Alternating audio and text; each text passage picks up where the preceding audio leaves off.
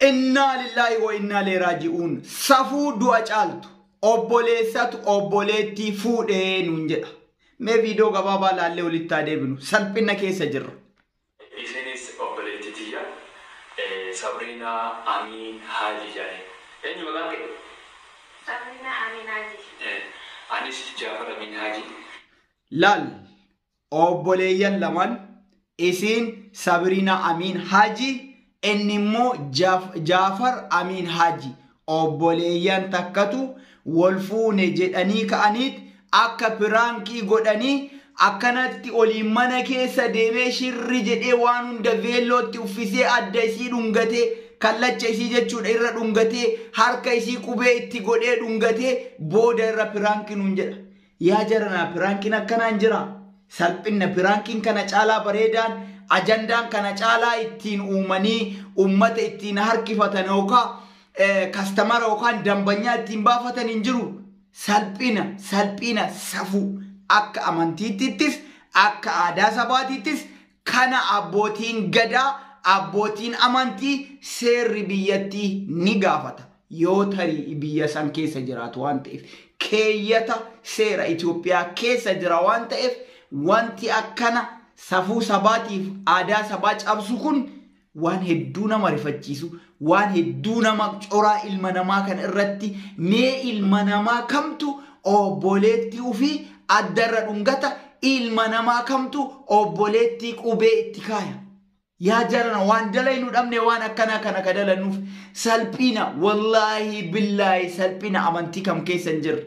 Isaan ilmaan musliimaa dhiisi ilmaan warri amantii biraa qabu waan akkanaa dalaguun safuudha. Akka sabaattis akka amantiitittis akka seera Itoophiyaatittillee kun safuu daangaa cabse.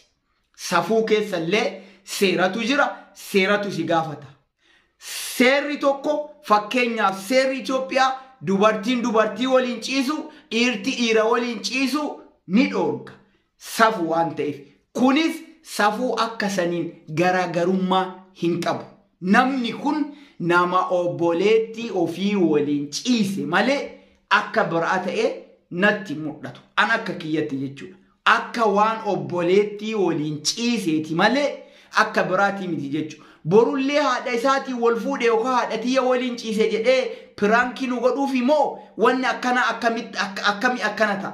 Mee maalumatu isinit dhagama yaa jara keenya waan nama saalfachiisu akka amantiitittillee akka aadaatittillee akka sabaatittillee nama saalfachiisa dhugaa siin jedha.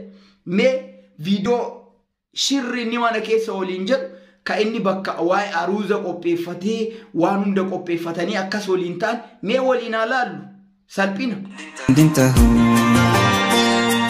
Murtii rabbiitiin malee filannoo isaati kan caalu rabbi waliif sin filee.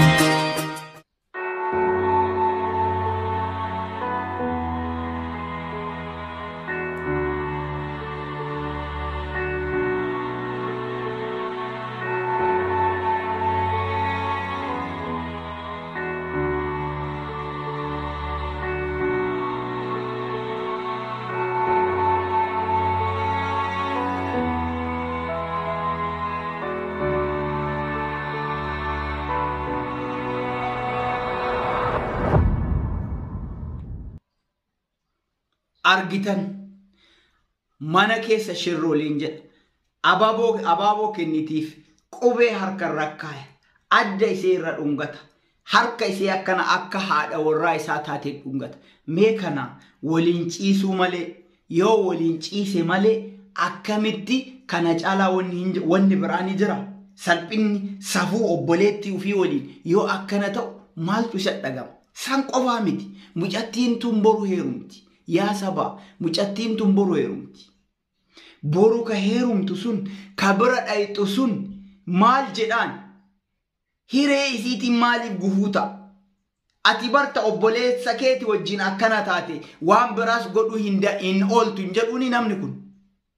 Namni hunduu waan kana jedha.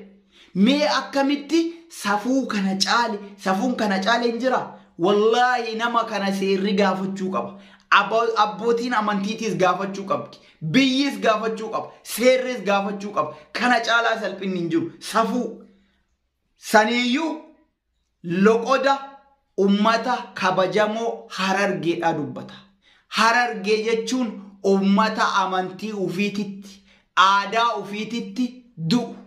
Ummata aadaaf kabajaa ufii eeggatu. Ummata safuu ufii eeggatu. Ummata amantii ofirra jajjaboo, oromummaa irratti jajjaboodha. Ummata akka kanaa keessaa bayaa waan akkanaa dalaguun wallahi salphina. Dachii Harargee keessaa gaddeemtuun akka kanaa hin biqiltu. Salphina kun badaan bakka hundaa jira.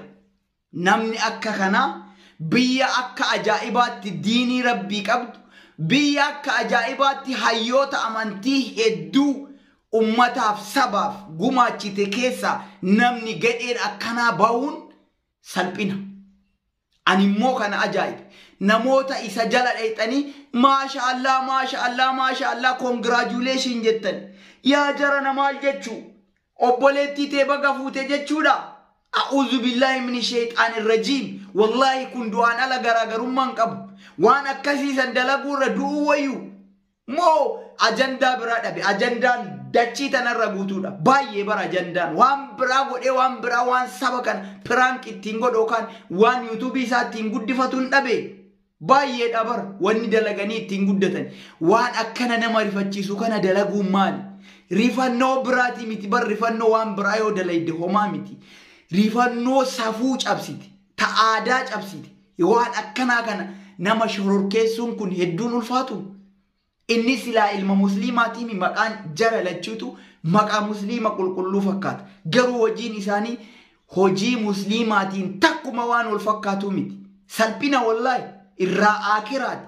Micayyoon tun boru heeruun boru hiriyyaa isii keessa dhayte adda isiirra dhungatee bakka kana qubeetti kaayee fi dhungatee maal jechuu akkan piraanki jedhanii booda piraankiin akkana eessa jirti? Piraankiin akka kanaa eessatti? Bar piraanki dalaguu rakkoon qabu. Garuu piraanki safuu qabdoo dalan. Ta safuu eeggatte waan dalan. Tatana irra bareedduu tatana irra si'a namni akka laalu godhanii hin jirtu. Wallahi salphina. Booda dhufee maal jedhaani? Duraan maana heerumtee dhiifama gaafadhu jedhaan. Maal jechuu? Badii dalaganii ka'anii safuu cabsanii ka'anii bar wanni dhiifama namaa godhanillee kana waan biraa osoo ta'eeti. Mee viidiyoo inni duraan maana heerumteen jedhu caqasaa. Duraan maana heerumte. Gaafa dhiifama tajaajilaa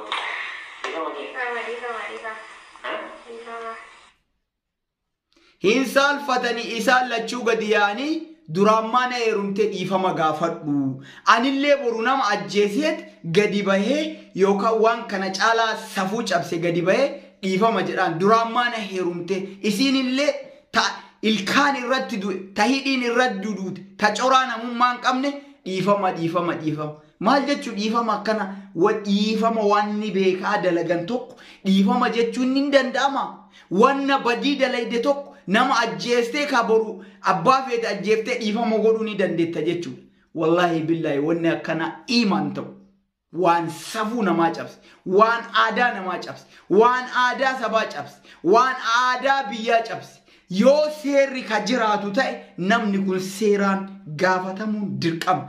Abbootiin gadaatis abbootiin amantiitis waan seera cabse kan gaafachuun isaanii dirqama amantiitii fi dirqama sabummaatii fi dirqama biyyummaa qaban. Maal jedhanii waan safuu cabse waan akka kanaa dalagan. Abbaan fedhe waan badii kana caalaa dalagee gabbahee dhiifama godhuu ni danda'a jechuudha. Maal jechuudha waan akkanaa? Wallahi salphina irraa aakiraa.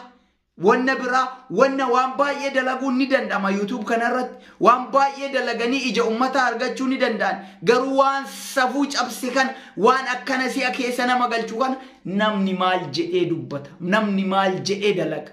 Obboleettii ufii haadhallee boru kanuma jechuudha. Boru haadha siree algaarra ciisee algaa sanirra haadha waliin taa'eet waliin ciimne irra jedhee piraank yoo jedhe ishi amma nu piraank jennee fudhanna jechuudha.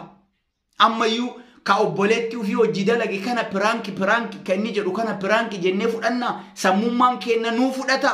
Salphina wallahi an akka kiyyan nan fudhatu hin amanu baay'ee nama ulfaata an kana olillee odeessuun barbaadu nagaan naaf jiraadha